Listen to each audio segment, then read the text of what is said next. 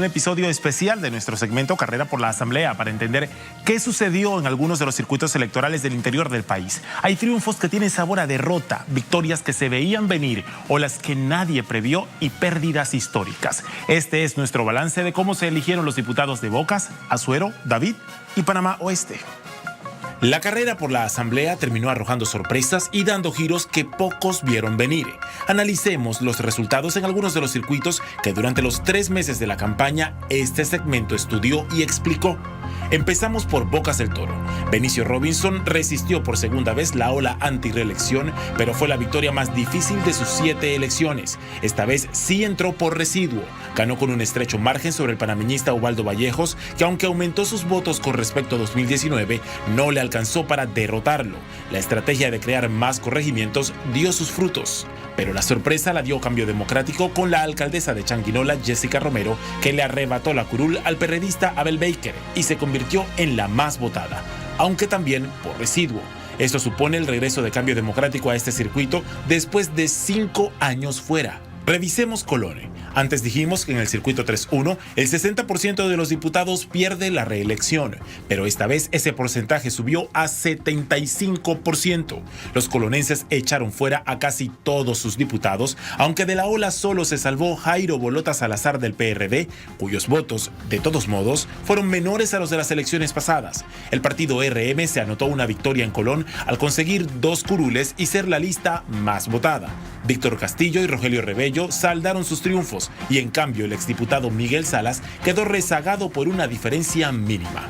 La sorpresa la dio la coalición Vamos, que entró en la batalla con Yamirelis Chon, dejando atrás incluso a Cambio Democrático y a los panameñistas que perdieron sus curules. Ahora, ¿qué pasó en David Chiriquí?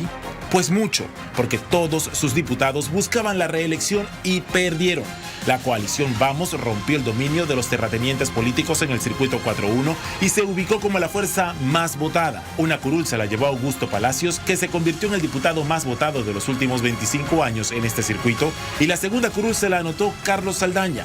Vamos desbancó la dinastía de los Arce por el PRD y rompió la tradicional hegemonía de los panameñistas al quitarle la curul a Hugo Méndez. La tercera curul se la llevó RM, cuyo candidato, Jamis Acosta, acabó con la buena racha de Miguel Fanovich, que tenía 25 años en el puesto. Esta vez la fórmula del residuo no lo salvó. Vamos a Azuero, que se arrepintió del voto castigo que dio en las elecciones pasadas y regresó a la Asamblea a 2 de sus viejos diputados. Uno de ellos es José Luis Popi Varela, que en el circuito 6-2 obtuvo tantos votos como en sus viejos tiempos. Triplicó los de la candidata de RM y sacó 5 veces más que el actual diputado Julio Mendoza, ante quien había perdido en 2019. El voto castigo al PRD fue duro aquí. Lo mismo pasó en el circuito 7-1.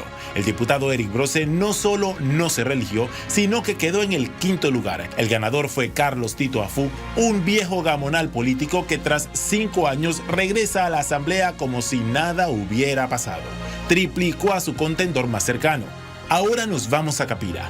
Hace algunas semanas le contamos que tras su inhabilitación, la todopoderosa diputada Yanibel Ábrego intentó heredarle su curul a su primo Jorge Ramos, que se postuló por el PRD, también por RM, además por Alianza y Molirena. Aunque su rostro fue el que más apareció en la papeleta del circuito 13-2, el resultado tras una ajustada contienda es que fue derrotado. La curul se la llevó Eduardo Vázquez de Cambio Democrático, que en la elección pasada se había acercado peligrosamente a Yanibel Ábrego, y en esta, tras la alianza con los panameñistas, sus votos aumentaron lo suficiente como para imponerse en la batalla. Nos movemos a La Chorrera. Aquí RM fue la fuerza más votada y fue básicamente por la migración de las figuras más importantes que tenía Cambio Democrático. En palabras sencillas, se desapareció del mapa político chorrerano. Yosaida Marín fue la segunda candidata de Cambio Democrático más votada en las elecciones de 2019 y ahora desde RM se ganó una curul. Lilia Batista logró reelegirse también tras saltar de tolda, pero la primera sorpresa de la elección en La Chorrera fue el Partido Popular, que nunca en 25 años había ganado una curul aquí, pero que ahora metió a Patsy Lee.